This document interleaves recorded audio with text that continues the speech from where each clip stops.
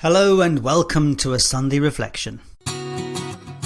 My name is Paul Harvey and this is Life, Passion and Business.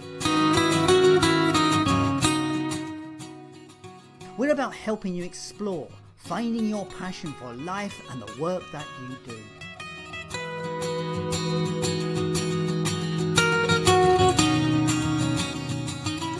But it's so much more than that. It's about finding clues to the big life questions.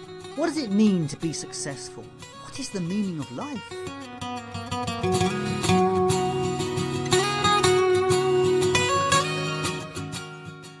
If you're looking for more, then join me on this journey where together we will discover through interviews, tools and tips how to live life full of meaning, passion and purpose.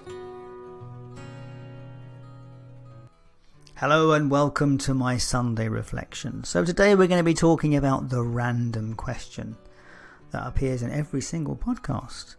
But first I wanted to give you a quick reminder, about the audience survey that you can find at lifepassionandbusiness.com. If you've done it for us, thank you so much, everyone that has. And if you are about to, I really appreciate it.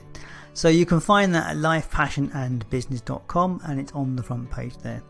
Anyway, on with the show. My Sunday reflection this week is all about the random question. And over the last few weeks, we've been going through the different questions that I ask guests on the podcast. And I thought it was, and as I said, initially these questions evolved out of my desire to have answers to the big questions in life, but also they evolved out of my experience of talking to people and talking to guests. And the question that I often use from the very beginning because it was a question I actually heard many years ago from another presenter somewhere. I have no idea who said it. And the question was the phraseology of the question is quite clever. The phraseology is what is the one thing that I haven't asked you that I should have done? In a way, it's a kind of lazy interviewer's question because it allows you to ask something of someone without digging you're digging, aren't you? You're kind of getting them to be as open as they possibly can. My logic for asking that question originally was because a lot of the early guests I brought onto the show were not your classic speakers. They were not people that were used to having this kind of conversation. And I didn't want them to get to the stage where they had, we'd put the phone down, I put the recording down, and they had then gone and said, I wish I'd said so-and-so. My sense of it was everybody, before they were coming on the show, has a sense of something they want to say. And if they didn't get asked that question or didn't get asked about it, that was the opportunity for them to say something. And over the last couple of years, people have used it to explore their work or explore aspects of their life that I didn't get to ask them about. And so it's always been a very valuable question. And then over the last few months, last few months, earlier this year, I guess, and also some of last year, I guess, I started to realise that, and I started to rephrase the question slightly, in terms of what is the one question you want people to ask you? And that is a different phraseology, it's a different type of question. And that's why I intend in the podcast now, I tend to use either depending on how the conversation has rolled. But even asking it is like, what is the one question you want people to ask you? It's actually quite interesting to think about, actually. Because it's like, what is it I want to talk about? What is it that I love to talk about?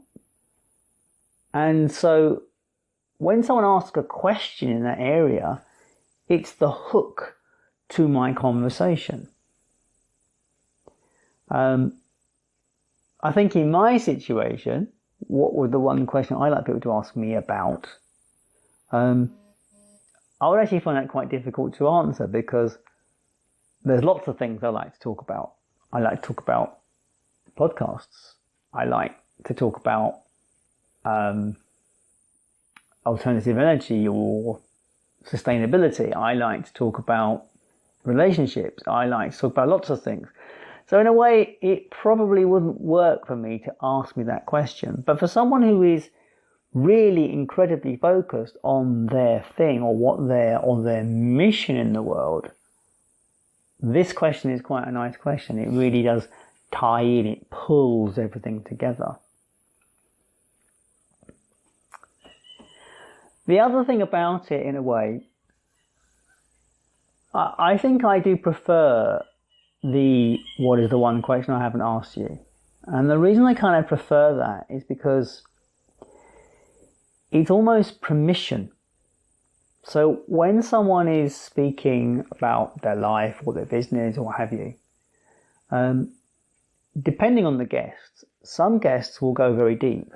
Some guests will say some stuff which is very personal, and they will share aspects of themselves that is very personal. I mean, and the podcast does touch some very personal aspects. Lots of people talked about, getting to the stage in life where they wanted to kill themselves, or huge kind of things for them. So there is a big personal kind of commitment to talking on these programs. And in a way, asking that question in terms of the structure of like, what is the one question I haven't asked you? It allows them to go deeper to the point of where they want to go. It allows them to choose to go that deep and speak from that place. So that's it, really. That's my Sunday reflection on at the moment. Is this idea about what is the one question that you want someone to ask you, because it leads to a place where you want to go. And it's quite fascinating to think about it. On. I can see I've got someone who's watching me. I don't know who you are. Say hello, because it would be nice to know who you are. Yeah, that idea of that free form question in the podcast seems to bring out some great answers, and I love using it. And it'll never go, that question. In fact, it may get explored, may get changed, may get developed a bit further. But that's it. I'll put back to you. What is the one question you want someone to ask you? What is it that you want to talk about? Because it's interesting. Like all this stuff, it's an exploration of the human spirit. And I guess that question provides that opportunity for that further exploration. So that's my Sunday reflection for this week. It's a little short burst of how the podcast is constructed, really. The next podcast will be out on Wednesday, and my guest is Gillian Davis, and she is a women's transformational coach. In the meantime, thank you for your time and attention, and I will catch you later. All the best.